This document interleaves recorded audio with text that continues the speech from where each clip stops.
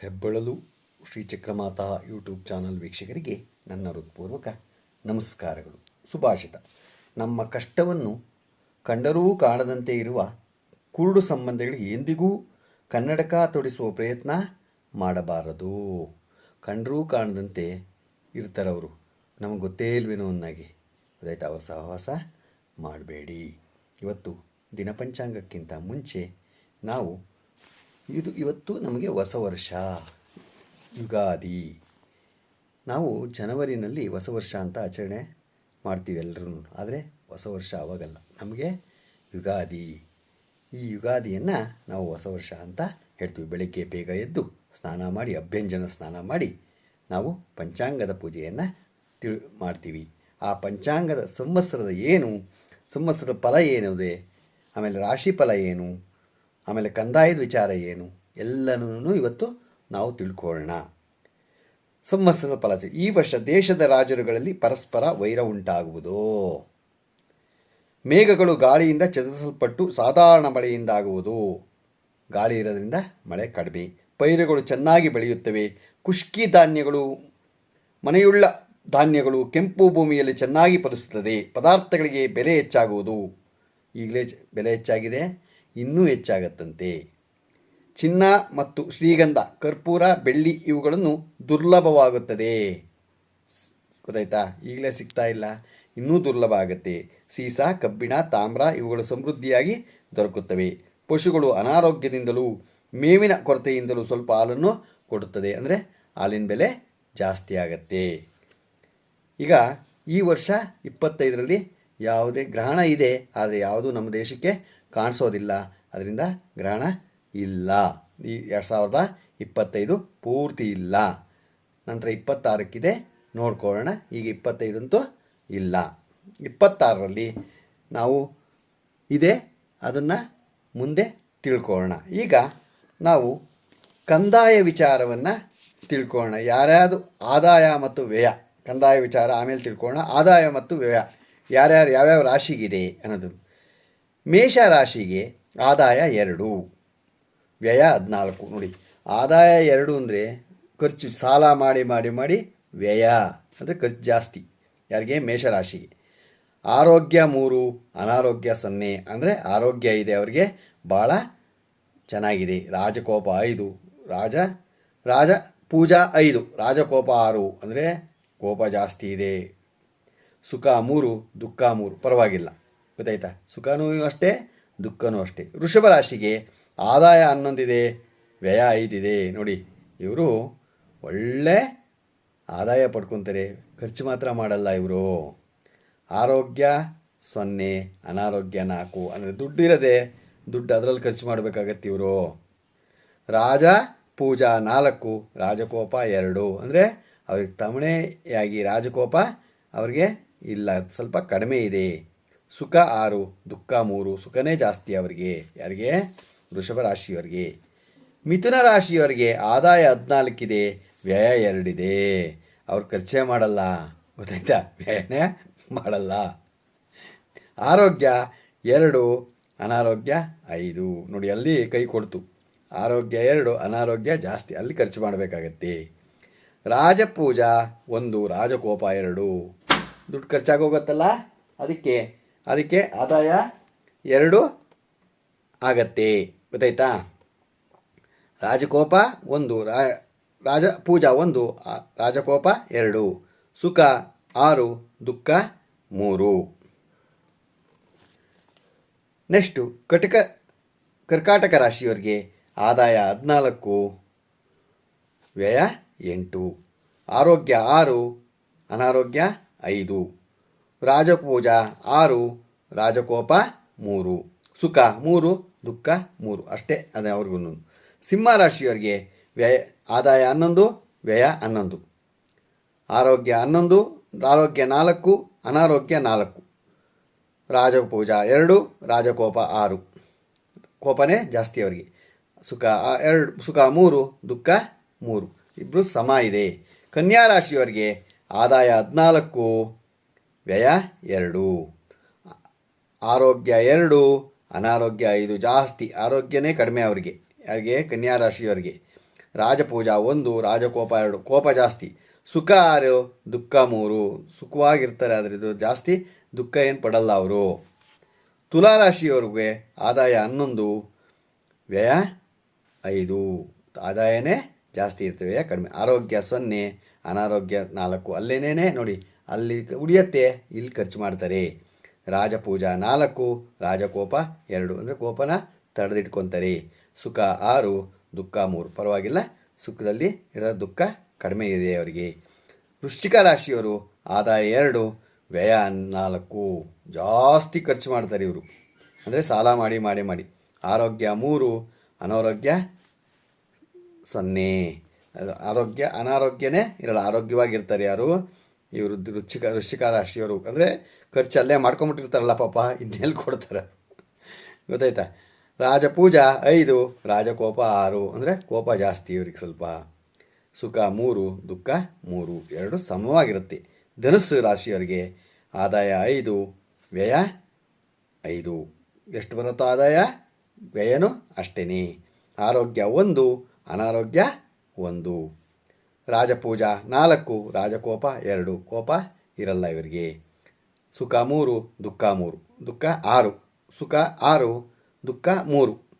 ಇವರಿಗೆ ದುಃಖ ಕಡಿಮೆ, ಗೊತ್ತಾಯ್ತಾ. ಇವರು ಯಾವಾಗಲೂ ಸುಖವಾಗೇ ಇರ್ತಾರೆ, ನಕ್ಕೊಂಡು. ಮಕರ ರಾಶಿಯವರಿಗೆ ಆದಾಯ 8, ವ್ಯಯ 14. ಜಾಸ್ತಿ ಖರ್ಚು ಮಾಡ್ತಾರೆ ಇವರು. ಆರೋಗ್ಯ 2, ಅನಾರೋಗ್ಯ 3. ಗೊತ್ತಾಯ್ತಾ. ಯಾಕೆಂದರೆ ಅನಾರೋಗ್ಯ ಆಗತ್ತಲ್ಲ, ಖರ್ಚು ಮಾಡಲೇಬೇಕು. ರಾಜಪೂಜಾ 5, ರಾಜಕೋಪ 6. ಸ್ವಲ್ಪ ಕೋಪ ಜಾಸ್ತಿ ಇವರಿಗೆ. ಸುಖ 3, ದುಃಖ 3. ಸ್ವಲ್ಪ ಪರವಾಗಿಲ್ಲ ಅಲ್ಲಿಗೆ. ಕುಂಭ ರಾಶಿಯವರಿಗೆ ಆದಾಯ 8, ವ್ಯಯ 14. ವ್ಯಯ ಜಾಸ್ತಿ ಮಾಡ್ತಾರೆ ಇವರು. ಆರೋಗ್ಯ 2, ಅನಾರೋಗ್ಯ 3.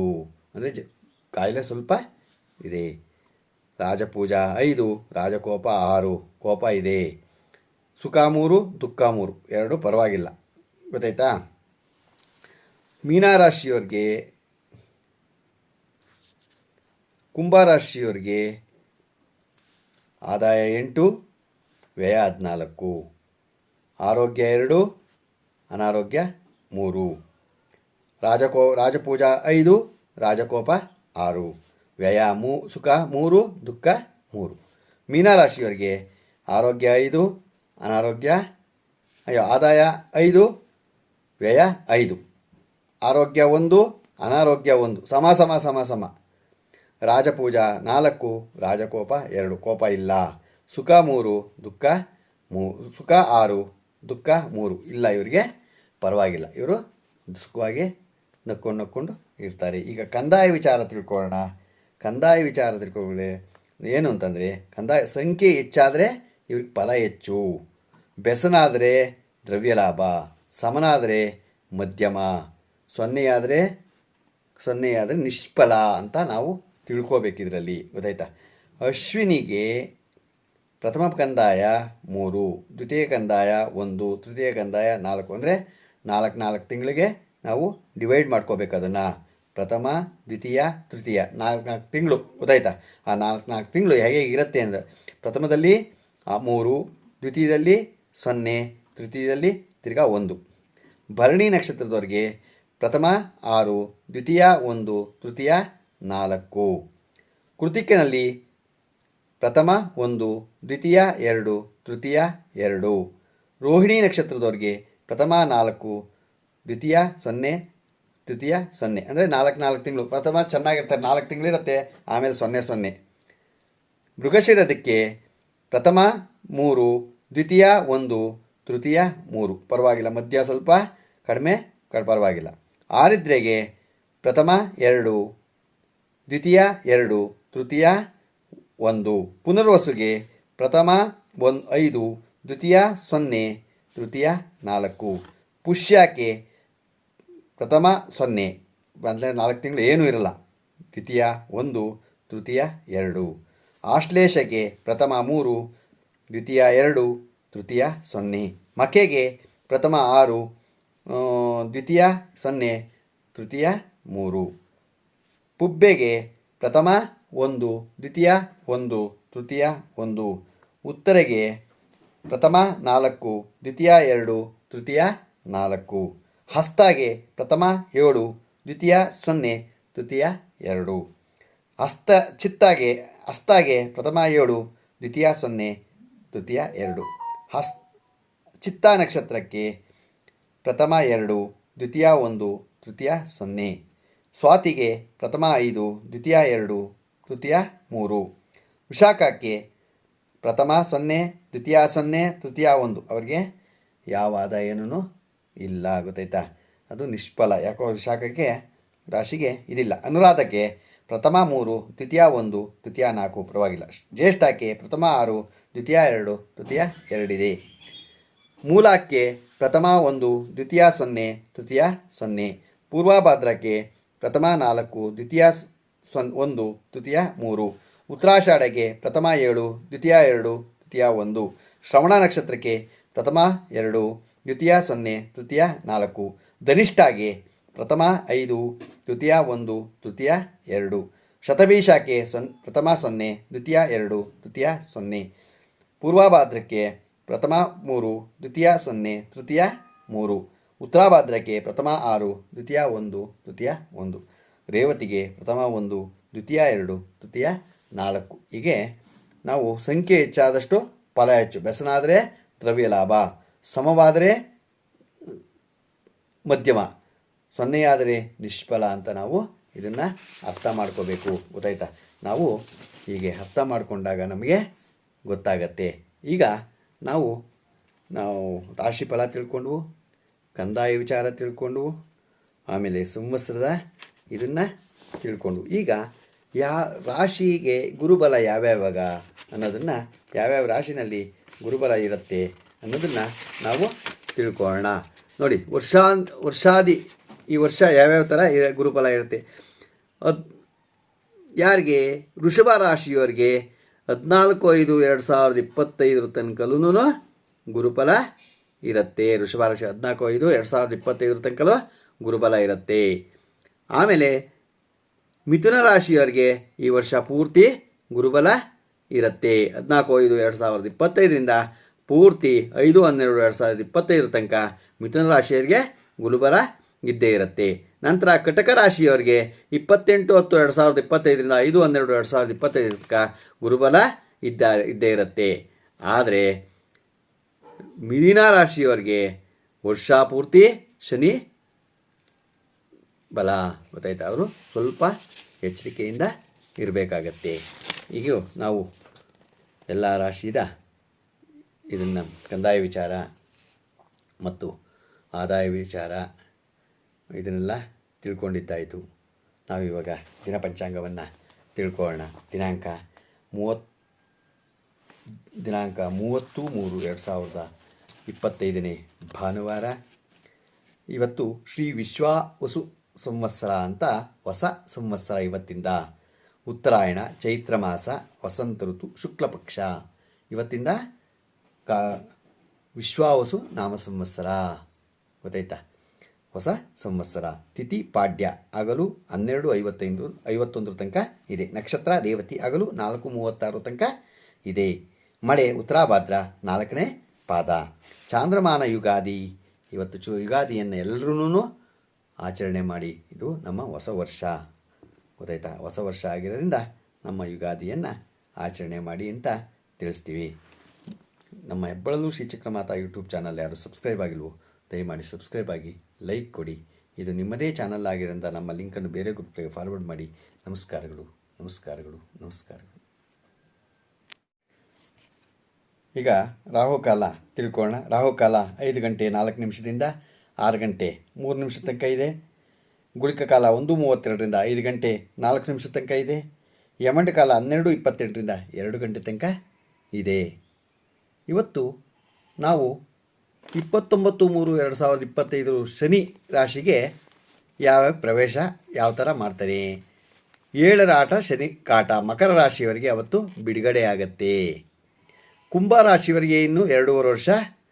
ಮೀನ ರಾಶಿಯವರಿಗೆ ಇನ್ನೂ 5 ವರ್ಷ ಇರುತ್ತೆ. ಮೇಷ ರಾಶಿಯವರಿಗೆ 7.5 ವರ್ಷ ಅಷ್ಟಮ ಶನಿ ಇದ್ದೇ ಇರುತ್ತೆ. ಕರ್ಕಾಟಕ ರಾಶಿಯವರಿಗೆ ಬಿಡುಗಡೆ. ಸಿಂಹ ರಾಶಿಯವರಿಗೆ ಇನ್ನೂ 2.5 ವರ್ಷ ಪಂಚಮ ಶನಿ ಇರುತ್ತೆ. ತುಲಾ ರಾಶಿಯವರಿಗೆ ಅವತ್ತು ಬಿಡುಗಡೆ ಆಗತ್ತೆ. ವೃಶ್ಚಿಕ ರಾಶಿಯವರಿಗೆ ಇನ್ನೂ 2 ವರ್ಷ ಇರುತ್ತೆ. ಗೊತ್ತಾಯ್ತಾ? ಇದೆ ಅಂತ ಅದನ್ನು ನಾವ್ಯಾರೂ ತಪ್ಪಿಸೋಕ್ಕಾಗಲ್ಲ. ಅದಕ್ಕೆ ನಾವೇನು ಮಾಡಬೇಕು? ಆಂಜನೇಯನಿಗೆ ಮೊರೆ ಹೋಗಬೇಕು, ಆಂಜನೇಯನ ಧ್ಯಾನ ಮಾಡಬೇಕು. ಧ್ಯಾನ ಮಾಡಿ ನಿಮ್ಗೆ ಯಾವ ಇದು ಕೆಟ್ಟದ್ದು ಆಗಲ್ಲ. ಎಳ್ಳು ದೀಪವನ್ನು ಹಚ್ಚಿ ಆ ದಿನ ಆಗಲಿಲ್ಲ ಶನಿವಾರನಾದ್ರೂ ಆಂಜನೇಯನ ದೇವಸ್ಥಾನಕ್ಕೆ ಹೋಗಿ ಮೊರೆ ಬೀಳಿ ಎಳ್ಳು ದೀಪವನ್ನು ಹಚ್ಚಿ ನಿಮಗೆಲ್ಲ ಒಳ್ಳೆಯದಾಗತ್ತೆ. ನಮ್ಮ ಹೆಬ್ಬಳಲು ಶ್ರೀಚಕ್ರಮಾತಾ ಯೂಟ್ಯೂಬ್ ಚಾನಲ್ ಯಾರು ಸಬ್ಸ್ಕ್ರೈಬ್ ಆಗಿಲ್ವೋ ದಯಮಾಡಿ ಸಬ್ಸ್ಕ್ರೈಬ್ ಆಗಿ, ಲೈಕ್ ಕೊಡಿ. ಇದು ನಿಮ್ಮದೇ ಚಾನಲ್ ಆಗಿದ್ದರಿಂದ ನಮ್ಮ ಲಿಂಕನ್ನು ಬೇರೆಗೂ ಫಾರ್ವರ್ಡ್ ಮಾಡಿ. ನಮಸ್ಕಾರಗಳು.